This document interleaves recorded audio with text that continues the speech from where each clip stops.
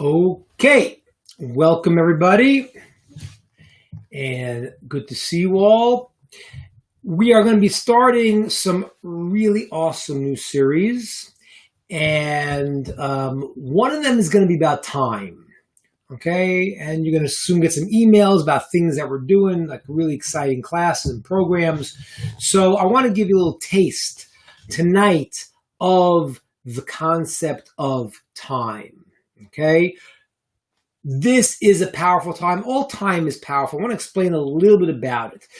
The mystics tell us to understand time, the creation of time, because time is a created entity. Just like space is a created entity, time-space continuum. There are certain things in the world, time is a created entity. Now, why is there time? So the mystics explain that what happens is that if, let's say you were born as a baby, and then you saw your next step as a 100-year-old person on the deathbed, the two pictures of who you are, you would have no way to connect the dots of that experience, okay? So time helps you to measure the transition of stages. In life, we grow, we move, we are in a world of action to accomplish.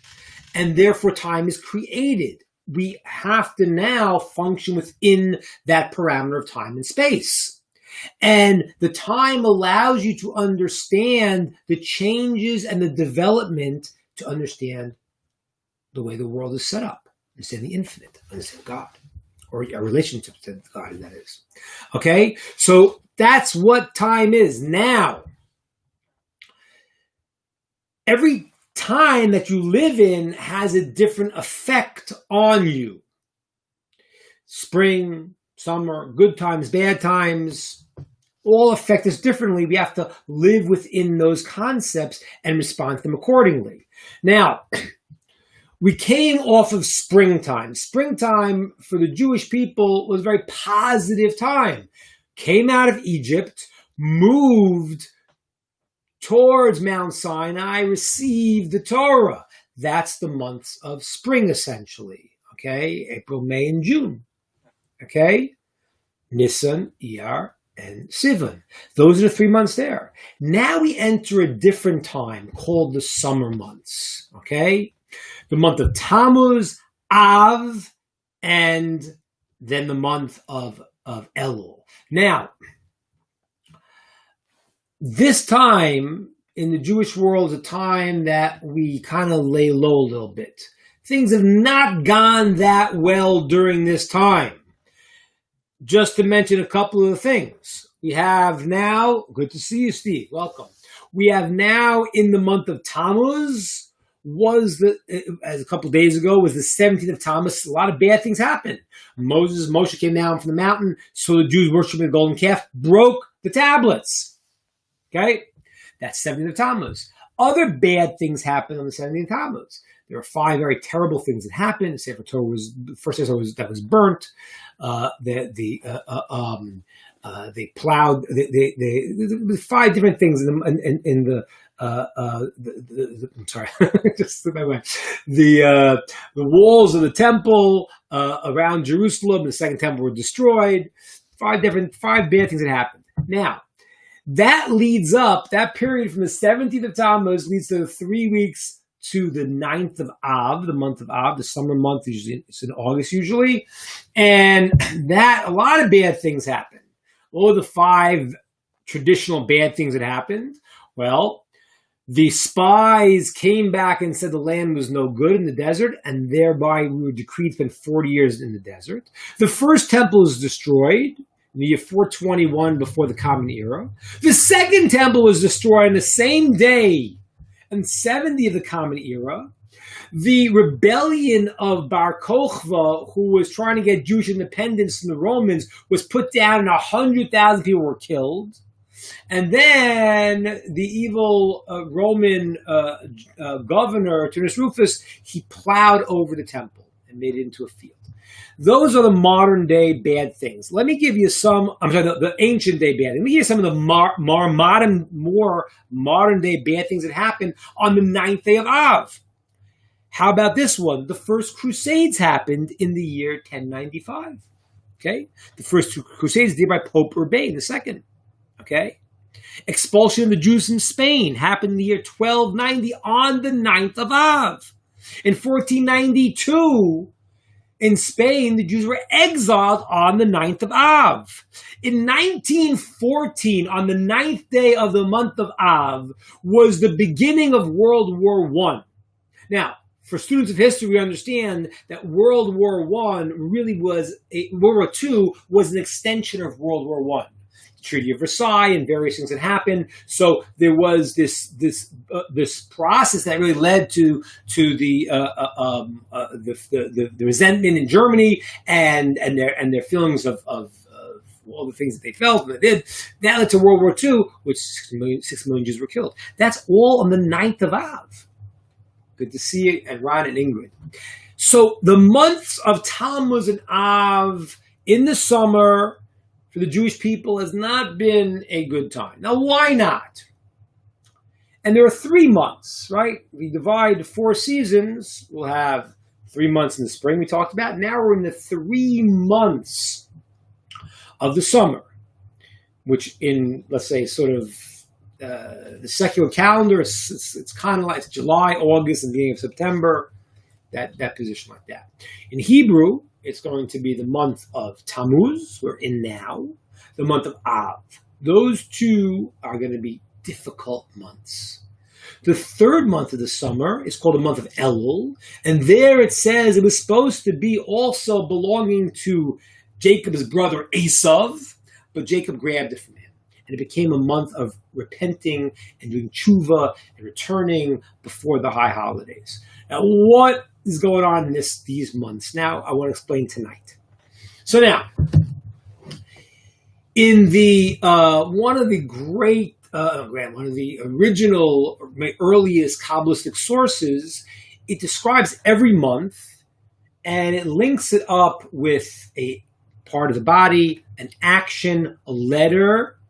And every month is lined up also with a tribe of the 12 tribes, right? It's not an accident, there are 12 tribes.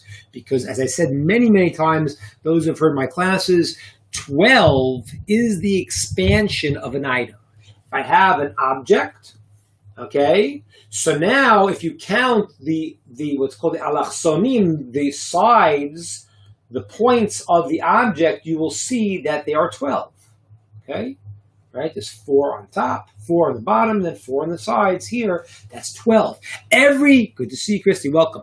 Every item expands into 12. Jacob had 12 tribes. The year has 12 months. It expands to 12 months. So every tribe lines up with a certain month. The month of Tammuz is a time of judgment. Let me explain what that means here in a deeper sense. So springtime, we have the holiday of Passover. That's freedom. That's moving from winter to spring. It's getting out of the chains. The word Mitzrayim, Egypt, the freedom of the bondage of Egypt. The word Mitzrayim means a meitzar, boundary. And coming out is the spring. You leave the winter, you come in to spring. Now, it would seem that summer then should be the greatest expression of that coming into bloom, right? Summer, the summer. You go out, it's warm, it's beautiful.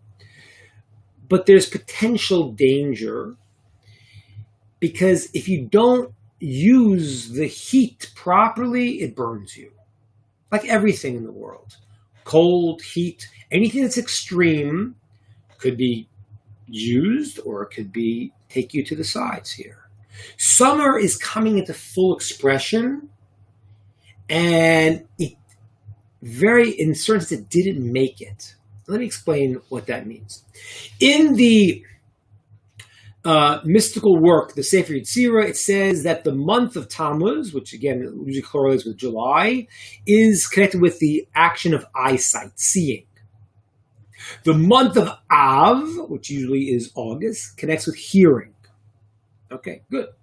Now, furthermore, of the 12 tribes, so we count them in different ways. The way that they moved in the desert with the tabernacle. So if you count there and you start from the first tribe was Judah in which is April called Nisan, and it was Yisachar and Yisvulun, it comes out that the fourth month from the beginning of spring, as we count, is the month of Tammuz. That would line up with the tribe of Reuven. And the next month, the month of Av, which is usually August, will line up with the month of Shimon. Now, what is particularly interesting about Reuven and Shimon? Well, what is like this? Reuven was the eldest of the 12 tribes, and therefore he should have been the leader. He should have been the king, he should have been the high priest, he should have been all of it. And he did certain things, he made certain mistakes, and we'll talk about what he did, that undermined that, and he lost it. He lost his firstborn right, and that's why we have the story in the Torah of the story of Korach when he makes the rebellion. A lot of the people that follow him were from the tribe of Reuven, even the princes of Reuven, because they were disgruntled. They said, we were supposed to be the firstborn, and therefore Tammuz, this month of the summer, is lined up with one of the tribes that did not come to its full fruition, Reuven. It lines up with eyesight also. What does Reuven mean? Reuven means see. Okay? As Leah called him, Reuven, see my son. It has to do with the power of eyesight. And we're going to see in this month, if you misuse your power of eyesight, you got a big problem on your hands. Okay. The next month is the month of Shimon. Shimon really wasn't successful. As a matter of fact, Reuven lost his firstborn rights. Reuven, he wasn't blessed by his father Jacob in a specific way, only in the general way. Shimon wasn't blessed by his father Jacob either, because he made certain mistakes in his war of Shechem, in his fighting against Joseph. But by the time of Moshe, before Moshe dies, he blesses all the tribes. He does not bless Shimon. Shimon is left out. Why is Shimon left out? What happened? That's what we just learned in the last week's Torah portion, that Shimon got into this behavior of the sin of Baal Peor. Baal Peor was this bizarre ritual that had to do with a problem in the mind of worship and a problem of the desires, and they got sucked into it. And that was Shimon. Now, Shimon was supposed to be great, but they didn't come to fruition of what they were.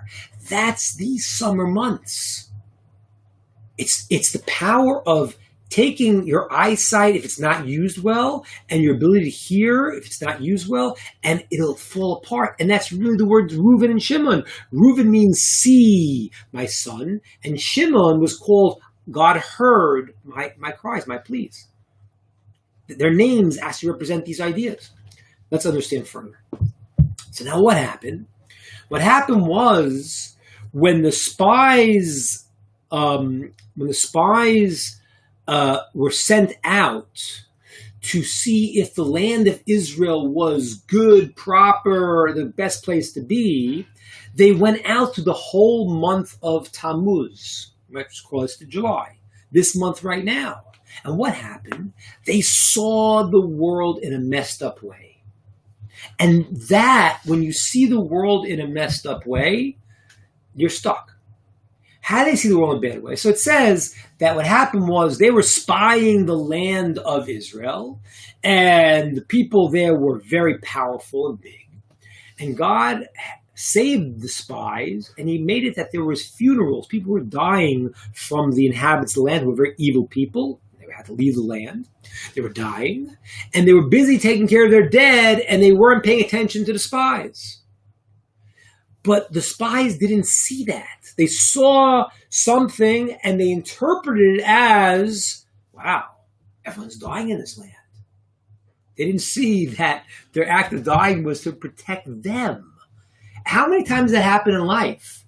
Where something happens and we see it in a bad way. eyesight is connected with the power of wisdom. Because, like, if you think about it, you always say, yeah, I can see your point. I see I see it. It's clear to me. Because seeing is believing. When you see something, you get a whole picture of it and you feel that you know it. So what happens is the eyesight represents how are you looking at the world. A good eye means that you see it and you interpret the information accordingly. Your mind understands things in the positive, in the right way. A negative eye sees everything as a problem. Well, how many times does that happen in the world? Something happens and we can look at it in a positive way, or we look at it in a negative way. And the reality is, from a spiritual perspective, we're supposed to look at things in a positive way. Now, we're not supposed to be Pollyanna, and if an evil person is doing something, we're not supposed to say, oh, he probably has good intentions. But on a good person, a righteous person, you look in the good. And certainly, when you look about how God is relating to us and things that happen, if we have a bad eye, we see everything is to harm us, as opposed to the understanding everything's actually for our good. That's where the eye comes. And that's actually what happened to Reuven. What happened to Reuven?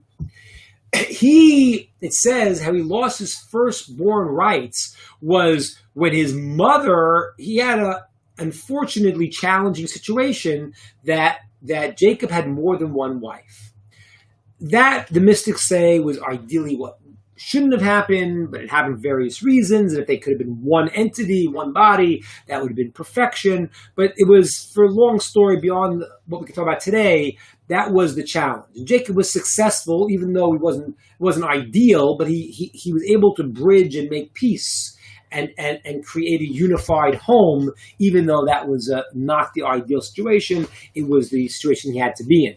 Now, and for various reasons, he was supposed to marry Rachel, and then Lavan changed it, and he married Leah first, and Rachel was going to die before, so he had to marry Rachel, and he saw that Jewish people would come out of these four people. Good to see you. Welcome, everybody.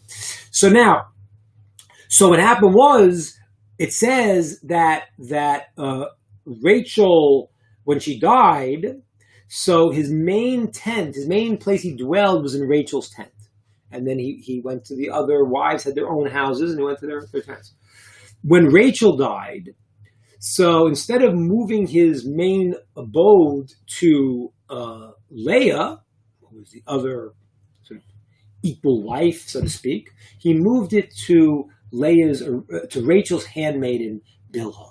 And Reuven saw this, and he said, it's not right. I have to defend my mother's honor. And he moved the bed, and all these things happened. And the mystics say they're going to have another child between the 13th. And I just told you 12 was the expansion of one item. 13 is the numerical value of 1. 1 is echad.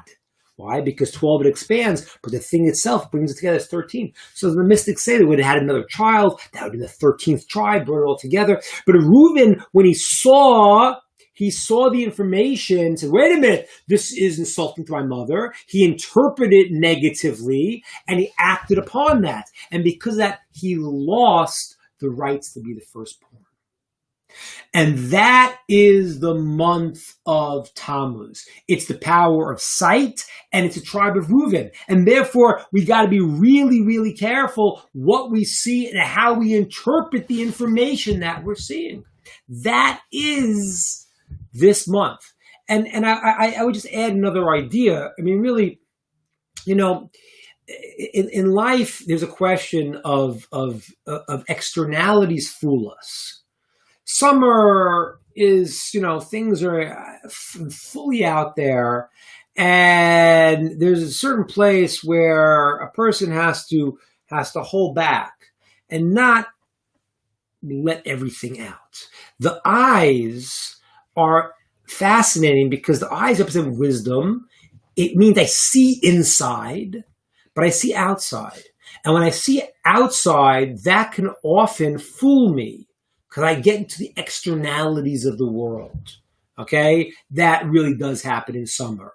So this month, which kind of went awry, is connected with a misuse of the power of the eye to see things in the positive way. It's the tribe of Reuben who didn't become his greatness. Now, in the future, Reuben will. The mystics tell us he will become the right of the firstborn again. This will be fixed up. The 17th of Tammuz, the day that the tablets were broken, will be a holiday. If you look in the text, it says when the people said to Aaron, build us a golden calf, and he was trying to stall them, it was the day before the 17th of Tammuz, and he said, tomorrow is a holiday for God, trying to tell them, no, don't think about your idolatry, it's for Hashem, it's for God. So every word in the Torah is not just stated, and therefore when he said it, it was real. Tomorrow, that day, the 17th of Tammuz, will eventually be a holiday for Hashem. It'll be a pure holiday. That's going to happen. Because the month of Tammuz, the 17th of Tammuz, which 17th is the numerical value of the Hebrew word tov, good, that day will turn into a holiday. And when eyesight will be turned to seeing the good, then we're going to be golden. Okay, that's what happened in the month of Tammuz. Now, as I said before, where do you see the seeing in the month of Tammuz? So when the spies went through the land of Israel, they saw everything wrong.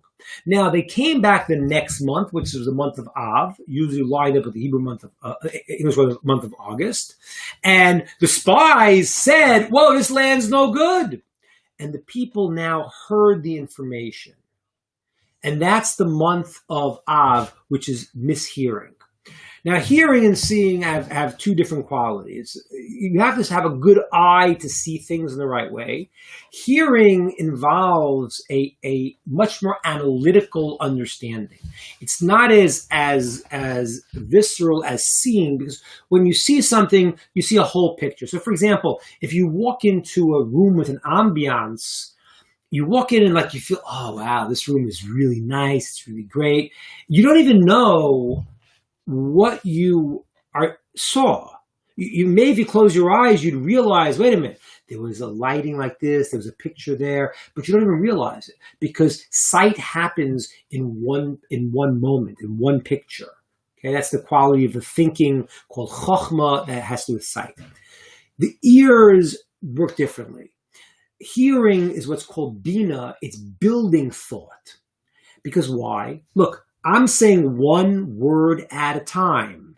Now, you need to take your mind and you need to construct it. So it has another quality, how hearing works, that the essential person has to understand and link the points together. Okay? That's why in Jewish law, if you blind someone, you pay for the value of his eye. If you make him deaf, you pay for the whole person. Because now his ability to communicate and to understand, to interpret, becomes affected, affects his mind. Again, today people have the ability to read Braille, and so they have communication. But if somebody was a deaf mute, couldn't communicate, couldn't hear, then the information can't go in, and it has effect on the person themselves. Okay, so now what happened in the month of Av? They heard information from the spies. They said, no, this land's no good. And they went with their own beings and they interpreted that information in a way that was negative too. And that was the tribe of Shimon also. Shimon looked at things, he heard information, and when he heard it, he had not such a powerful, proper approach to it. Shimon, as a matter of fact, the word Shimon, the sages tell us, means Sham Avon. Sham means there is sin. What does it mean, sin? So Shimon was a holy person. But Shimon was the quality of limiting things. You know, there are people in the world who are very expansive. They do things, it's nice. There are people who want to limit things. Now, limiting things is not bad if you do it in the right way. So if you take a quality that you want to express something, music, and you limit it to the discipline that's needed, it's good. But when you start to limit things more and more and more, and you become a very uptight person, that's not good. The power of Shimon was to limit. and he didn't get out. When he heard the things he heard, he didn't really hear what was behind the words. He heard, oh, wait a minute, so the people are dying there, and he wasn't able to interpret it in the right way. That is the month of Av. And the month of Av, which is the month of Shimon, really, in that sense, really was not successful. The month of Av became a very unfortunate time. Shimon, I said, wasn't even blessed. But in the future, Shimon will actually come to his greatness too. And the 9th of Av, the day I mentioned all the terrible things that happened, I mean, our list is incredible. On the 9th of Av, we said the first temple destroyed, second temple destroyed, the sin of the gold, sin of the spies, and first crusades, expulsion from Spain. There's a list and list. The world war that killed millions of Jews. That day, the 9th of Av, will turn into a great holiday. Because it'll be the thing that looks farthest away and is brought back in. And that's why the 9th of Av, which really in the tribe of Shimon, which seems to not make it, in the end, they will be elevated to be great. And that's why if you look in the story when they conquer the land of Israel, so it was Judah together with Shimon. God said, Yehuda should go up first, and Yehuda said, Shimon, you come with me. Shimon was with the Judah, which was the king. He was with him because the month of Av will eventually rise up. And that's an amazing thing because the symbol of the month of Av is the Aryeh, the lion. It's Leo in the astrology. So the word lion in Hebrew is Aryeh. Aryeh is the numerical value of 216. Every Hebrew letter has a value, which is the same value as the word Gevura. Gevura is limitation, strength. But it's like the Aryeh is like scary in the sense that it's like limiting. But the Aryeh is also, the lion is also called in the story kindness. And if you look at the name of the month of this sad time of Av, lining up with August, Av, it's a very unusual name because it's the month that represents judgment. Everything with Shimon, it was concealed, it was limited, it was problematic. But the word Av in Hebrew means father. So what is that about? What that is that when you understand the negative consequences, the negative experience is not meant to destroy and to harm us. It's rather like a father who disciplines his child because he loves his child. When that happens, you realize that harsh month was for the purpose of good. And that's why the tribe of Shimon, who's been sort of didn't make it, and the month of Av, which was so difficult, will eventually, with all its challenges, turn into a tremendous holiday. And some people say it'll be even the greatest holiday. As the teaching says that the Mashiach, the Redeemer, is born on the day of Tisha B'Av. Why is that? Why is his birthday on Tisha B'Av, on the 9th of Av? And the answer is very, very simple. Because if I tell you that, let's say, a person goes and God forbid they get sick, and then they search for a cure. All right. But if I tell you the idea is I want you to be healthy, and the only reason why I brought this negative thing on you is that you can be cured, then it has to be built into the system. The 9th of Av has to have in it the birth of the Mashiach, one who redeems the world. Because why? Because the point wasn't the problem.